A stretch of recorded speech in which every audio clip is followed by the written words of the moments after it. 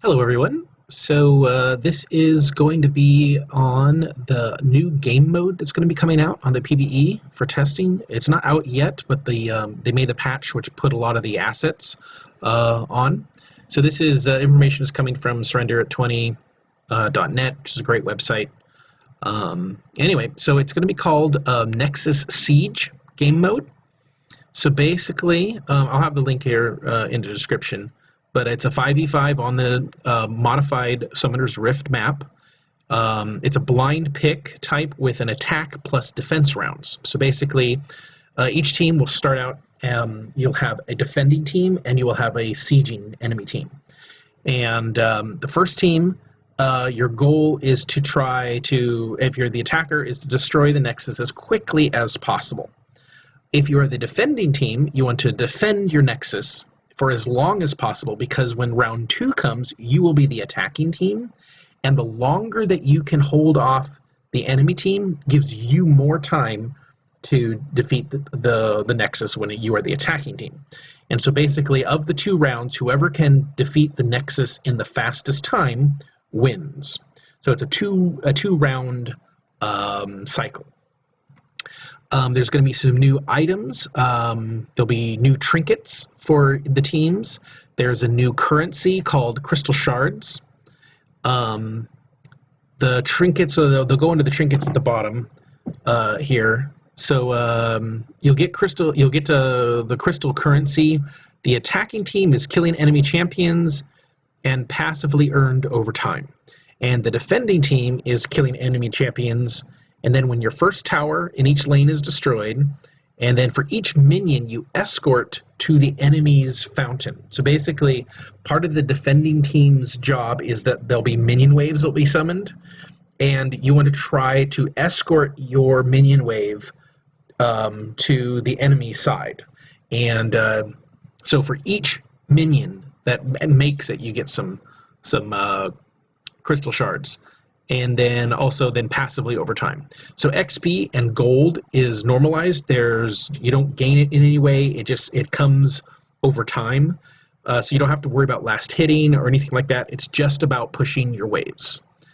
And then there is an event which is the defending team has, which is so if they can push 15 total minions to the enemy side, they activate the Obliterator laser, which here's a picture of it they're showing, and basically it fires a beam down all 3 lanes and kills everything in the lane.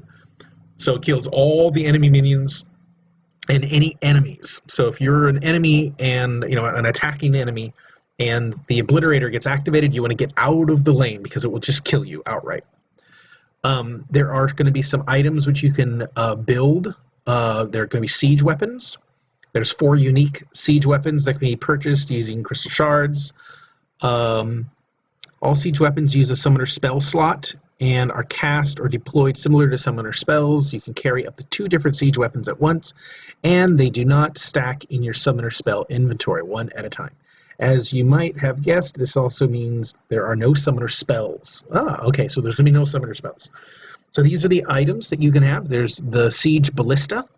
It's a long-range siege weapon that attacks towers, because you don't want to, basically, there's different tactics. There'll be different tactics. The defending team could turtle up, but if you use the Siege Ballista, they won't be able to reach it with their spells because it has such a long range, so they'll have to get out from underneath their towers.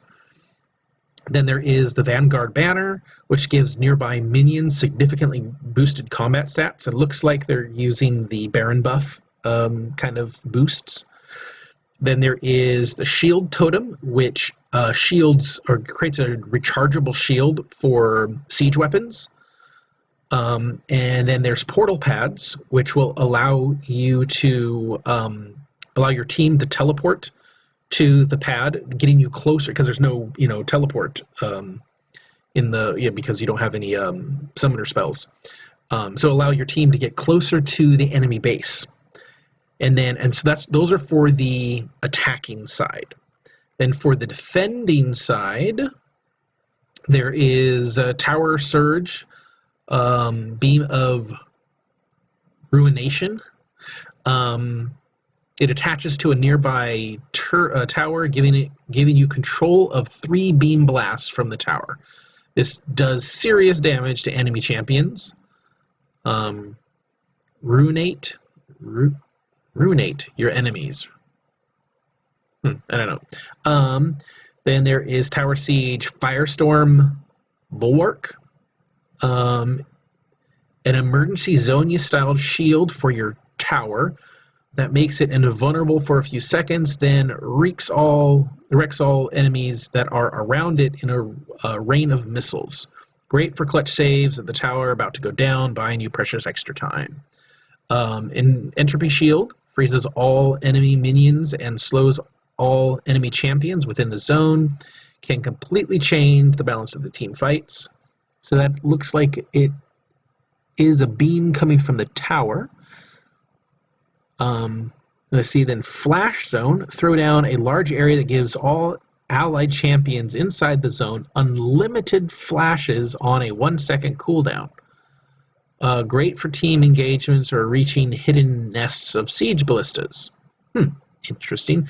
We won't be immediately turning this mode on for the PvP, but it will be coming soon. As you guys can see, there's a lot we need to get through on this. All right. So, all right, then this is the balance changes that are just for the PvE just in general. I don't think these are for the new game mode. Yeah.